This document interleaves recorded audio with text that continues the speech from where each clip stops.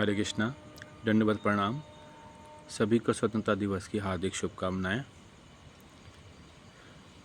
आज स्वतंत्रता दिवस है और कल कितना पावन पवित्र दिवस है, जन्माष्टमी का त्यौहार, जिस दिन लीलाधर, मुरलीधर, मनमोहन, गोपाल, गिरधर, कितने ही नामों से जाने जाने वाले हमारे भगवान श्री कृष्ण ने इस धरा पर हम लोगों को पवित्र करने के लिए, सब तरफ भक्ति का प्रचार करने के लिए, लीलाएं करने के लिए, दुष्टों का संहार करने के लिए जन्म लिया। कल के दिन सभी लोग व्रत रखते हैं। आपको पता है ये जन्माष्टमी का व्रत रखने का कम से कम 20 करोड़ एकादशी के बराबर होती है। एक जन्माष्टमी 20 करोड़ एकादशी के बराबर। तो सभी को ये व्रत रखना चाहिए, परंतु इसका मतलब ये नहीं कि जो रेगुलर एकादशी रखते हैं वो ना रखकर सिर्फ एक ही रख लें, है ना।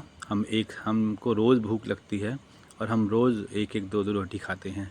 हम एक साथ तो अपना पेट में नहीं भर सकते, हमें रोज़ थोड़ा थोड़ा खाना पड़ता है। इसी प्रकार रेगुलर एकादशी तो रखनी ही है, परंतु जन्माष्टमी का पावन व्रत अवश्य रखना है।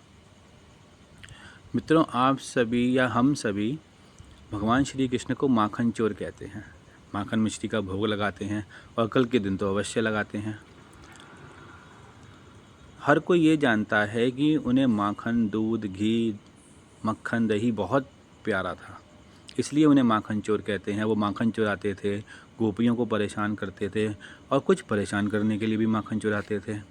क्या कोई इसका एक और कारण जानता है कि भगवान श्री कृष्ण को माखन चोर क्यों कहते थे? मैं आपको बताऊं। कंस जो था उसने ये नियम बना रखा था कि किसी भी ब्रजवासी के घर में 4 मटकों से ज़्यादा घी माखन नहीं रह सकता। अगर इससे ज़्यादा होगा तो कर के रूप में उन्हें कंस को देना पड़ेगा। ये नियम सिर्फ नंद बाबा के लिए लागू नहीं था, क्योंकि वो तो वहाँ के राजा थे और सब ग्वाला उनको कर के रूप में माखन, दूध, घी, मक्खन सब देते थे। आप ये सोचो कि हम भगवान श्री कृष्ण को माखन चोर कहते हैं, जबकि स्वयं उनके घर में नंद बाबा के पास 9 लाख गैया थी। तो आप सोचो, जिसके घर में 9 लाख गैया हो उसके घर में क्या कमी होगी दूध माखन की। मगर जब भगवान श्री कृष्ण को ये पता चला कि मेहनत करें ब्रजवासी, गाय का पालें पोसें, उन्हें चारा खिलाएं, दूध दोएं, माखन निकालें, घी निकालें और मुफ्त में फ़ायदा ले जाए कंस, तो उन्होंने सोचा कि क्यों ना हम इसका जितना सेवन कर सकते हैं करें। तो उन्होंने अपनी पूरी टोली को बुलाया और उन्हें ये बात बताई, और तब उन्होंने अधिक से अधिक मात्रा में ब्रजवासियों के घर जा जाकर माखन खाना शुरू किया। इसलिए नहीं कि वो चुराना चाहते थे। मैंने बताया ना कि उनके तो घर में स्वयं 9 लाख गैया थी, तो उनको क्या ज़रूरत बाहर जाके चुराने की। मगर वो सिर्फ इसलिए कि जितना वो बचा सकें कंस के पास जाने से, इसलिए वो अपने सखाओं के साथ माखन को चुरा कर खाते थे।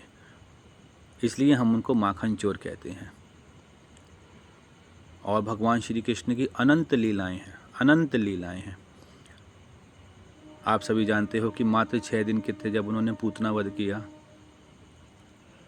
गोवर्धन पर्वत उठाया 7 दिन, कालिया नाग का अंत किया, कंस का अंत किया।